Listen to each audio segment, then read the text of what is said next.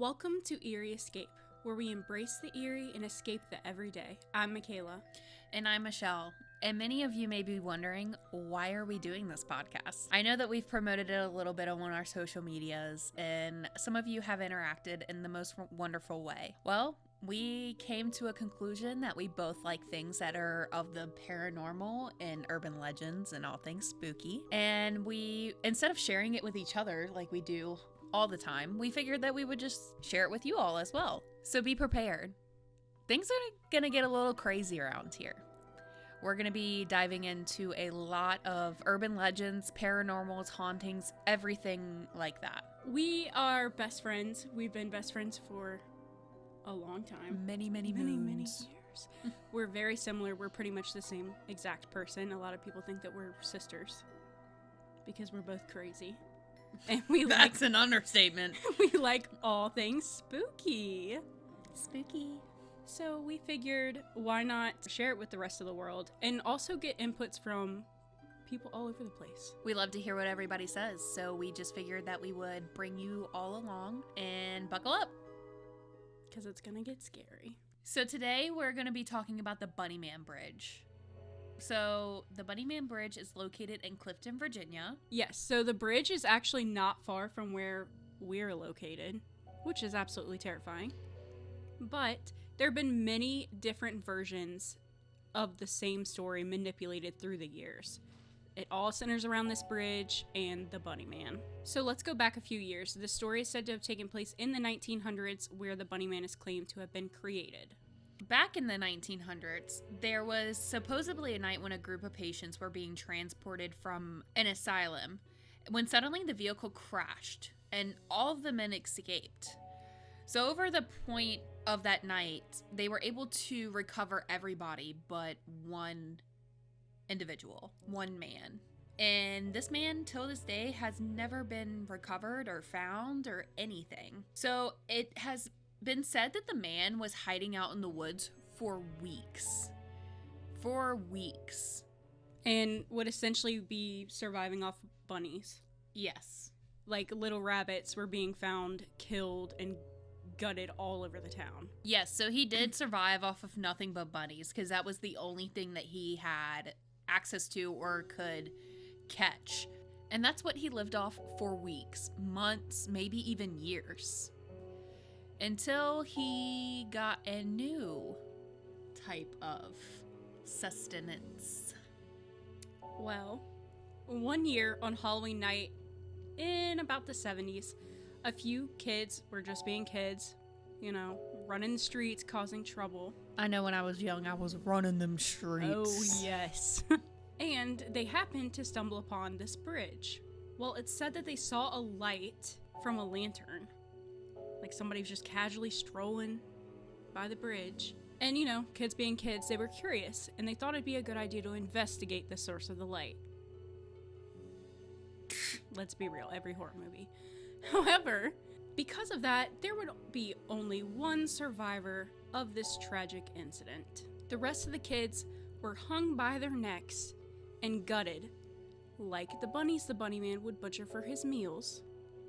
So the only surviving boy would see his friends hung lifeless from the bridge, and also see the Bunnyman hiding nearby in the shadows, holding an axe dripping with blood. Imagine that. That's you're just horrifying. You're just a kid and you see all of your friends that you're used to playing with and, you know, getting into trouble and wreaking havoc in the neighborhood, and then you just lose them like that. And then for you to be the only survivor, I mean, I would have survivor's guilt. I only imagine what he went through. That poor boy, and those poor kids that were taken so young. It's so tragic. Their poor families. I know. They just thought they were out being kids, and they weren't even out doing anything crazy. Mm-hmm. And it was Halloween. I mean, what? Yeah, everybody's out. Yeah, what actual troubles did they really get into for that to be their outcome for the night? So this rumor continued around the town for years and years. And it later caused this bridge to become a horror attraction where brave souls would go test the theory of the Bunnyman. I would not be going to test the Bunnyman, I can tell you that. No, I would not. I'd be shaking my boots and I would pack all my stuff and get the hell out of Dodge because absolutely not. And nor would I spend gas money in this economy to go get haunted. No, absolutely not. Pass immediately.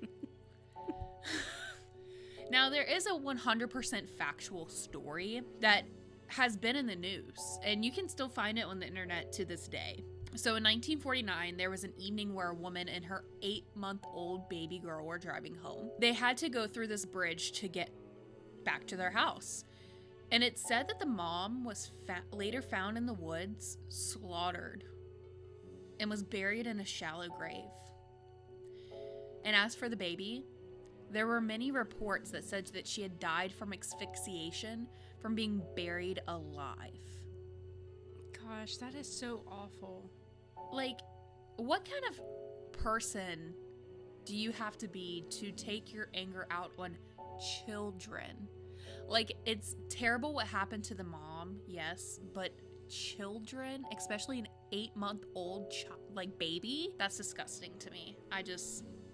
It almost seems as though he felt guilty to, brutally murder the baby like he did its mother. So instead, he just decided to bury the baby alive. To basically, throw her in a hole and then just walk away from. Yeah. And a shallow grave. Yeah. Didn't even try to hide it. Didn't even try. It's almost like he wanted to get caught. Yeah. It was almost like he got fed up in a way. If it was the Bunnyman. But we're about to find out who actually did it. So, the police would later find the car under the bridge, and it had been tampered with. The police started the hunt for the killer, but like they always do when the victim is married, they start with the spouse. Absolutely. Every single, every show, 48 Hours, Yep. True Crime Network, all that kind of stuff. As soon as you see that there's been a murder and the other person is married, they immediately look at the spouse. Every time. Every single time. And then when it comes to a child, they immediately look at the parents. So in this case, they kind of did both. Well, it was soon revealed that the husband was responsible for the death of his wife and baby girl. He was arrested, but was committed to an insane asylum by the state.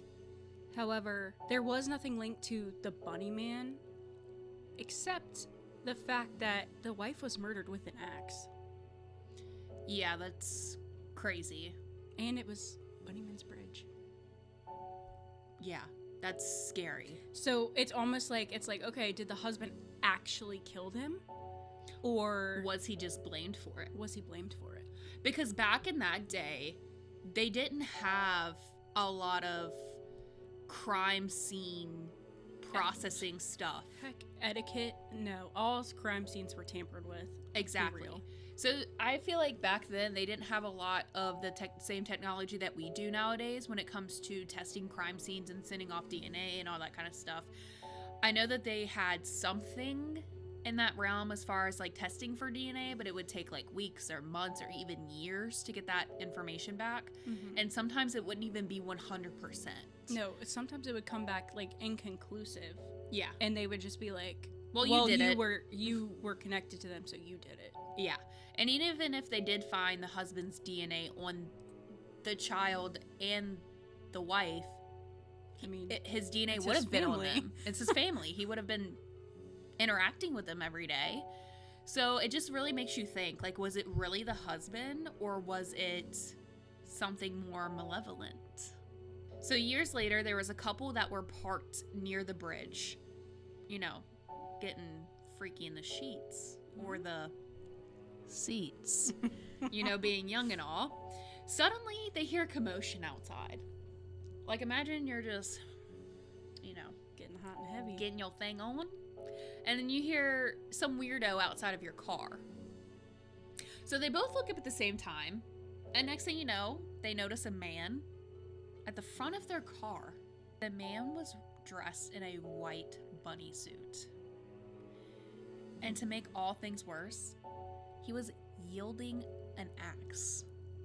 So of course they freeze. They don't know what to do. They try to come up with a game plan of how to get out of that situation. And the next thing you know, the man takes the axe and launches it into the front windshield. Thank God it didn't hit either one of them, but just imagine if it did. You're dead. Like, that would have been terrifying.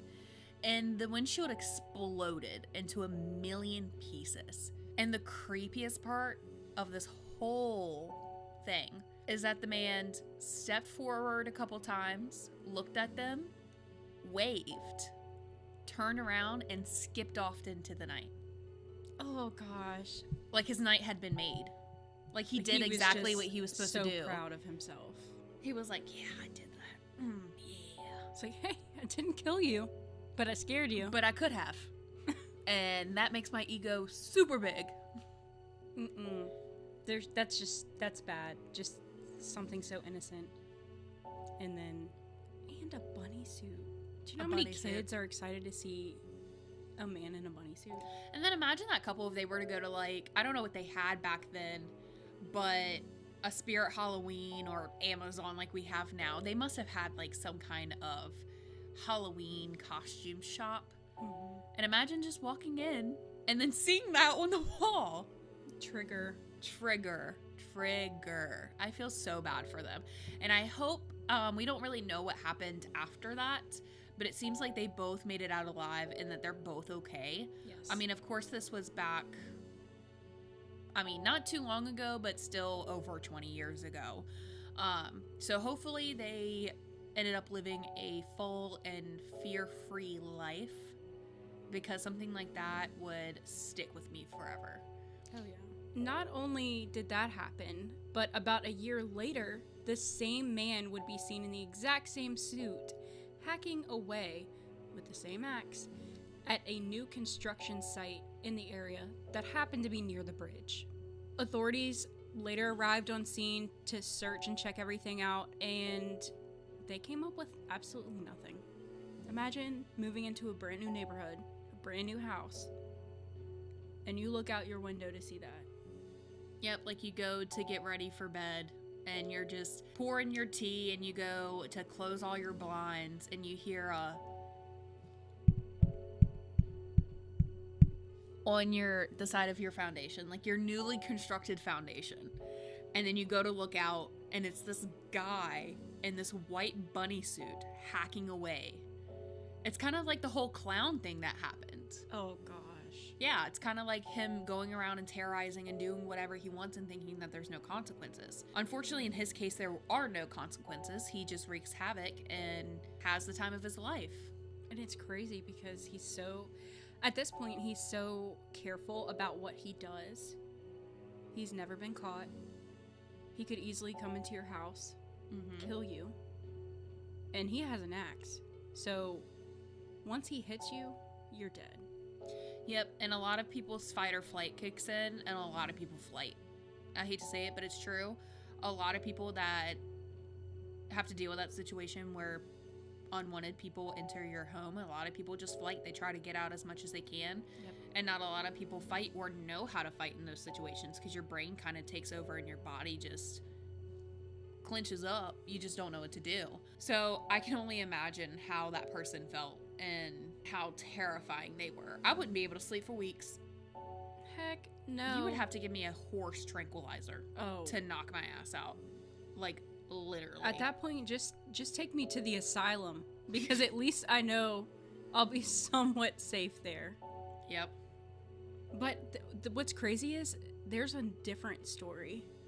I don't know if you've heard this one, but I read it online somewhere, and it's been posted a few different places. But essentially what happens is there's a group of friends, and it's Halloween night. Halloween. I'm telling you.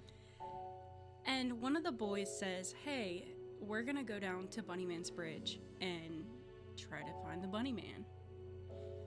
And this one kid decides that he's not going to go with his 4 friends, and he goes to his girlfriend's Halloween party instead.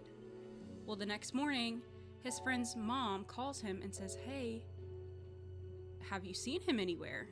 And his friend says no. I know he and the other guys were going to go down to Bunnyman's Bridge, but that's the last time I heard from him. Well, the boy and his friend's mom, go down to the bridge, and when they pull up, they see all 4 of the boys hanging from the bridge, gutted, like the bunnies. And the issue with this is they have no idea who or what did this. And the fact that it's been so many years, it's, it could be the same guy, but it's not really likely. But it also is very sinister because who's to say that the real Bunnyman doesn't have a son that's like taking up what his father was doing? Or, you also have kids that go there and do like satanic rituals and things like that, or, they think it's funny to make an urban legend, continue on throughout the years. So there wasn't a bunch of information, obviously, because they were minors. Mm-hmm. But it's really tragic and unfortunate because there's so many people that still go to this day. And it's dark. I mean, it's in the middle of nowhere. So if somebody was out there hiding, you would never know what was coming until it was too late. Exactly. And to kind of add on to that, it also makes you think about the whole urban legend thing, like this story that we're currently telling. It's like if somebody were to have that much social pull to be able to make a story like this true, if you think that it's not, then I don't really know who has that much social pull to be able to make all these people for years and years and years and years believe a story. I mean, I know that things go down the grapevine and can be manipulated, and you don't really know fully until you get to the true source. But if a lot of people are saying a lot of the same things, then who knows if it's true or not. Same things over and over again. I mean, I believe it. And there's obviously fact to the story. Yes. So that brings us to today. So they say that if you go to the bridge in the middle of the night and speak his name 3 times, that he'll appear. Just like Beetlejuice. So if you go, Bunnyman, Bunnyman, Bunnyman, he will appear.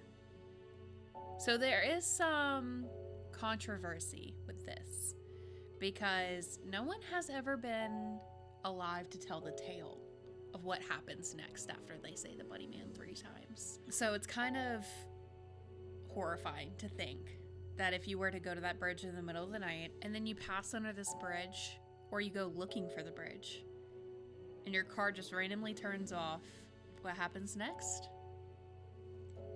We'd never know. So this legend over the years, of course, has been twisted and turned into a lot of lore and, truths and non-truths.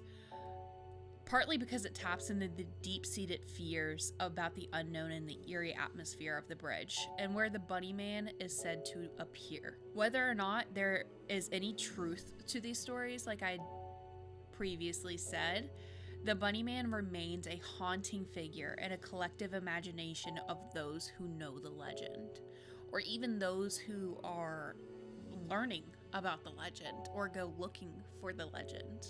So what do you think? Do you think that the Bunnyman is real, or do you think it's just folklore? Put your comments down below, because we would love to know what you think. Anything else that you would like us to touch base on as far as like future stories about anything, the haunting, the paranormal, urban legends, anything. Yep. And as always, like, subscribe, and comment, because we care. But anyway, until then, sweet nightmares.